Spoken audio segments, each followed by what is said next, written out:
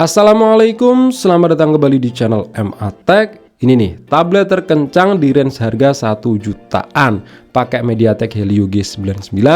Apalagi ini dari brand yang sangat besar. Penasaran? Yuk lanjut kita buka aja. Oke, jadi ini adalah Samsung Galaxy Tab A9, harga sekarang itu 1,8 jutaan untuk varian tanpa SIM alias Wi-Fi only seperti yang akan kita bahas kali ini. Karena itu ada versi seluler. Menariknya di harga di bawah 2 juta, prosesornya paling mantap dibanding tab merek lain yang rata-rata itu pakai UniSoC, sedangkan tab ini udah pakai Helio G99. Oke, jadi tampilan boxnya seperti ini, kecil ya untuk ukuran tablet, dan di sini juga tipis. Di depan ini ada tulisan gede Galaxy Tab, terus ada gambar si tabletnya Galaxy Tab A9. Kemudian di bagian belakang simple aja, nggak ada keterangan spesifikasi seperti kebanyakan Samsung, nggak terlalu memamerkan. Kemudian di sini ada keterangan warna dan versi storage 4/64 GB.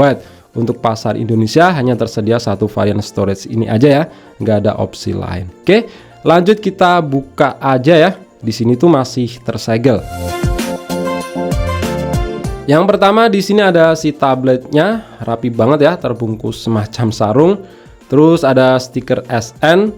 Lanjut di sini ada kabel USB yang mantapnya udah Type C to Type C, bukan lagi yang Type A to Type C. Terus ada buku panduan pengguna, SIM tray ejector, dan udah itu aja. Jadi di sini kita nggak dibawain charger. Memang nggak sedikit Samsung seperti itu, chargernya dijual terpisah. Makanya ini boxnya tipis. Oke, sekarang kita lihat di tabletnya. Jadi memang di sini rapi ya, dipakein sarung, nggak cuma plastik atau telanjang. Langsung kita nyalain aja ya. Sambil menunggu butinya selesai, kita cek dari sisi per sisi. Nah, di samping kanan di sini ada lubang untuk mikrofon, tombol pengatur volume dan tombol power. Di atas ada grill speaker. Kemudian di sisi kiri ada sebuah slot ya. Karena ini versi Wi-Fi only, slotnya ini cuma buat micro SD. Terus di sisi bawah ditempati lubang jack audio 3,5 mm, port USB Type-C, lubang untuk mikrofon, dan grill speaker lagi. Jadi memang tablet ini punya dual speaker dan dual mikrofon juga. Kemudian di bagian belakang ada logo Samsung dan kamera tanpa ditemani LED flash. Dan di bagian depan di sini ada kamera depan dan sensor-sensor. Jadi kalau dilihat dari interface port dan pertombolan, memang tablet ini didesain memegang posisi vertikal ya, seperti smartphone, dan masih dapat dijangkau oleh cengkraman tangan. Enak lah. Ukurannya juga termasuk compact dan tipis untuk ukuran tablet zaman sekarang. Bisa dikatakan mini tablet lah.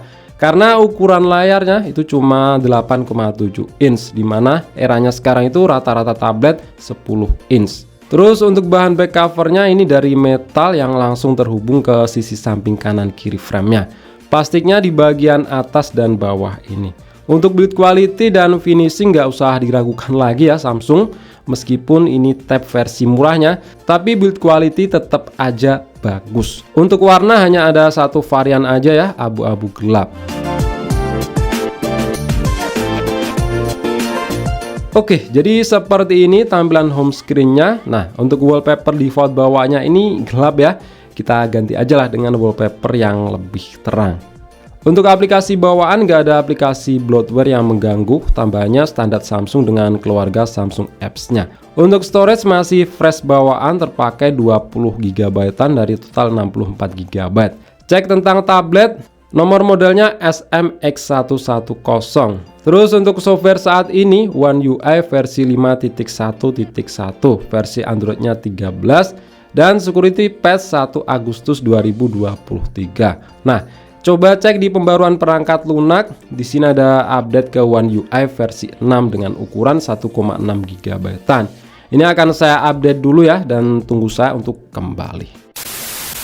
Oke, balik lagi. Jadi udah di posisi terakhir yang didapat untuk saat ini, One UI versi 6.0, Android naik ke 14 dari awalnya tadi 13, dan security patch di 1 Februari 2024. Nah, terkait dengan masalah software update, Samsung menjanjikan 3 kali Android update dan 4 tahun security update. Mantap ya. Untuk urusan update software, Samsung itu memang memperhatikan. Setelah update ke One UI versi 6, di sini sisa storage-nya lebih longgar ya, memakan sekitar 17 GB-an.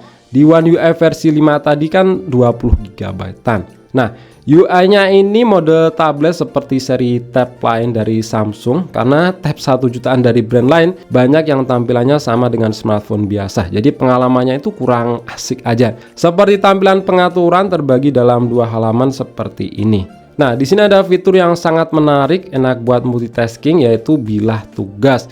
Di bagian bawah layar ada beberapa apps yang terpampang. Tanpa pencet recent apps, kita langsung bisa pindah-pindah aplikasi dengan cepat. Dan kalau kita tahan apps-nya akan masuk ke fitur layar belah. Terus kalau kita seret ke tengah layar akan jadi jendela mengambang. Dan makin mantap, jendela mengambangnya ini bisa sampai 5 apps ya, maksimalnya 5 apps. Walaupun di sini RAM-nya cuma 4 GB, jalanin fitur 5 jendela mengambang di sini nggak ada masalah ya.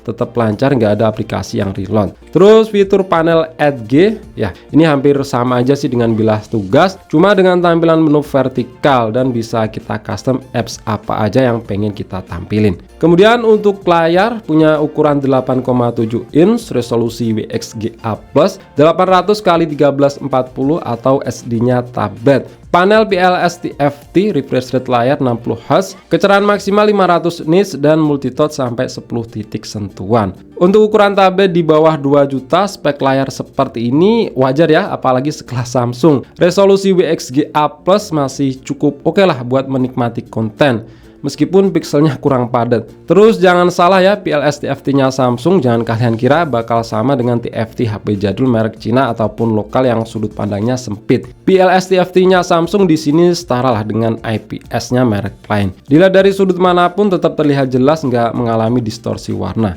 Untuk kualitas warna sih biasa aja ya, bukan yang begitu tajam, tapi masih oke lah. Kemudian kecerahan maksimal yang 500 nits untuk ukuran tablet yang penggunaannya lebih ke indoor udah sangat cukup ya. Dipakai di outdoor di bawah terik sinar matahari masih cukup terlihat jelas. Perbandingan dengan tab merek lain harga di bawah 2 juta, rata-rata itu kecerahannya lebih redup. Fitur kecerahan adaptif di sini ada ya, karena ada sensor cahaya.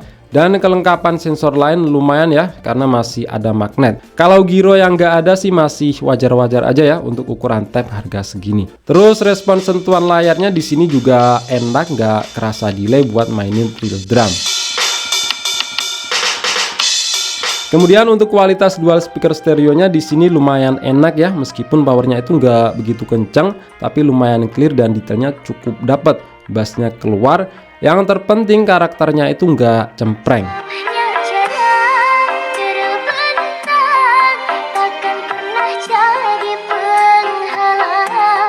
Oke, sekarang masuk ke spesifikasi hardware. Samsung Galaxy Tab A9 ini pakai MediaTek Helio G996 nanometer, GPU Mali G57 MC2, RAM 4 GB dan ROM 64 GB yang mantapnya di sini udah bertipe UFS 2.2.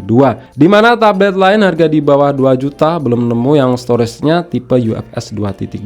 Semuanya itu pakai MMC 5.1. Kalau kalian nemu boleh komentar di bawah ya. Ya meskipun hanya 64 GB, tapi setidaknya dengan UFS 2.2 itu pengaruh banget ke performa. Dan kalau kurang bisa ditambah lagi dengan micro SD maksimal 1 TB yang disupport. Untuk performa jelas paling kenceng ya di harga di bawah 2 juta.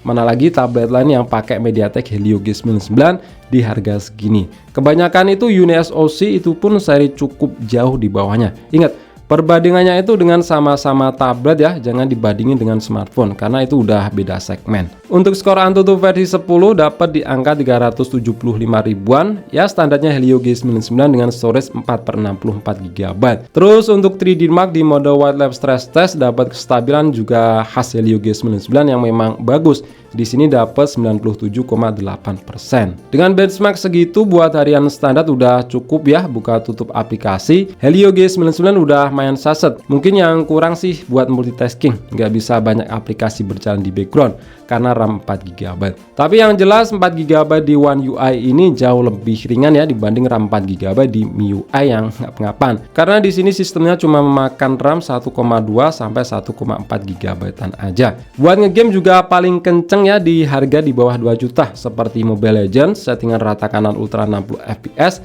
udah enak banget. sangat stabil, dapat rata-rata 59,5 fps ya, katakanlah 60 fps mulus. Settingan frame rate-nya sih kebuka super 90 fps, tapi realnya tetap 60 fps karena refresh rate layar tablet ini cuma 60 Hz. Dan catatan yang juga sangat penting adalah kontrolnya itu enak, responsif, nggak ada delay. Samalah dengan pas main real drum tadi. Suhu di sini juga bukan yang panas ya, di settingan ultra 60 fps, cuma anget-anget wajar. Main lama-lama pun suhu mentok 38 derajat Celcius aja. Sedangkan untuk game PUBG juga udah enak banget ya, di settingan mentok yang didapat yaitu balance ultra. Dapat rata-rata 39,4 fps ya, katakanlah rata 40 fps. Kalian cek sendiri grafik FPS-nya. Gyro di sini nggak bisa ya, karena memang nggak ada sensor gyro. Untuk game Genshin Impact nggak saya tes ya, karena storage-nya nggak cukup. Install 2 game ini aja dan beberapa aplikasi untuk tes. 2 file game PS2, belum install aplikasi macam Marketplace, TikTok, yang disitu cukup banyak makan storage. Sisanya tinggal 19 GB aja. Sedangkan Genshin Impact ukurannya 30 GB lebih. Kalaupun dicukup-cukupin dengan uninstall aplikasi lain, pengalamannya juga kurang enak karena RAM 4 GB. Minimal 6 GB RAM, jalanin Genshin Impact biar maksimal. Jadi kalau mau main banyak game, alternatifnya bisa pakai emulator macam PS2 aja, pakai aplikasi i3SX2.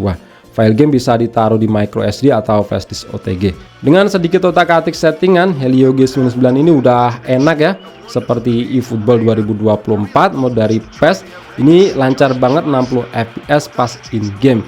Settingan optimal aman, cuma ubah resolusi ke 1,75 kali atau SD. Render GPU pakai Vulkan. Drop-dropnya pas cutscene aja dan itu wajar. Intinya buat main i3SX2 di harga di bawah 2 juta, Helio G99 udah paling enak ya. Ditambah layar lega 8,7 inch, kontrolnya pakai gamepad.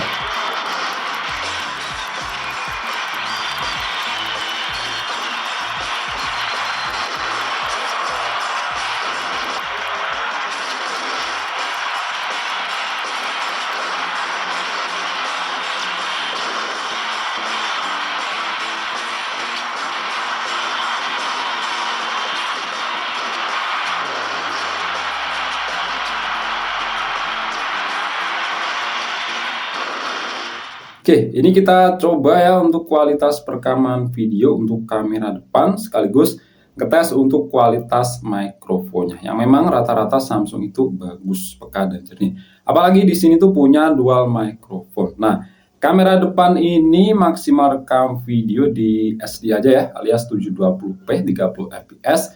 Sedangkan untuk kamera belakang itu Full HD 30 fps. Kalau untuk foto, depan 2 megapiksel dan belakang 8 megapiksel, udah autofocus. Ngomongin kualitas videonya memang nggak bisa berharap lebih ya. Sebenarnya wajar untuk sebuah tablet karena sisi kamera bukan satu hal yang diunggulkan.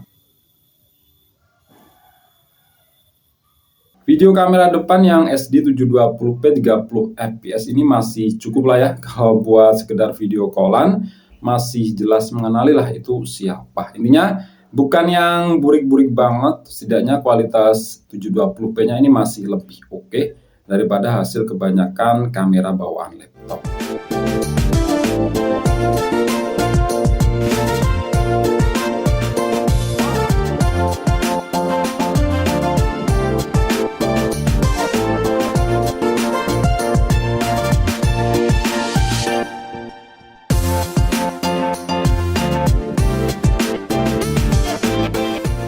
Terakhir bagian baterai, punya kapasitas yang standar aja ya untuk ukuran mini tablet 8,7 inch, yaitu 5100 mAh. Jadi bukan kapasitas yang gede. Ketahanannya sih bukan yang boros ya, masih cukup lah. Setidaknya nggak kalah sama 6000 mAh yang prosesornya 12 nanometer. Ingat, di sini Helio G99 6 nanometer. Untuk screen on time tiap orang hasilnya bisa beda-beda ya, tergantung penggunaan. Sebagai gambaran aja, streaming YouTube resolusi Full HD selama 30 menit, baterai berkurang 4%. Main Mobile Legends settingan Ultra 60 fps 30 menit berkurang 10%.